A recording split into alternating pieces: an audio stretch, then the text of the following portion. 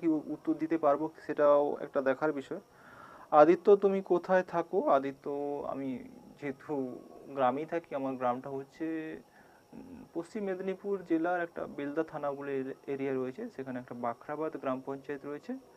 তো সেই গ্রাম পঞ্চায়েতে বাখরাবাদ বাস স্ট্যান্ডেই আমার বাড়ি। তবে অর্থাৎ আমার সামনে সামনে প্রায় 300 মিটার দূরে ন্যাশনাল হাইওয়ে 60 রয়েছে, এবং প্রায় আরেকটু দূরেই স্টেশন রয়েছে। তো খুব উন্নত স্থানে নয়, মোটামুটি গ্রামেই থাকি।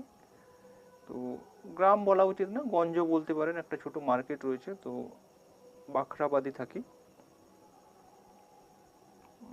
আদিত্য, তুমি বই পড়তে ভালোবাসো? হ্যাঁ, ছোটবেলায় যখন ইন্টারনেট ছিল না আমাদের, আমরা অ্যাকচুয়ালি 95-এর ব্যাচ। তো তো 95-এ জন্ম হয়েছে যখন আমাদের, তখন আমাদের প্রায় ইন্টারনেটটা 2010-12 পর্যন্ত আসেইনি।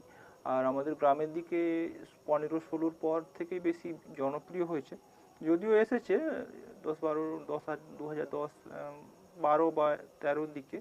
তখন টাউনে ছিল, এতটা গ্রামে ছিল না। তো আমাদের এখানে জনপ্রিয়তা লাভ করেছে 16-17-র সময়, যখন জিও আসে তখন ইন্টারনেটের গুরুত্বটা বেড়েছে।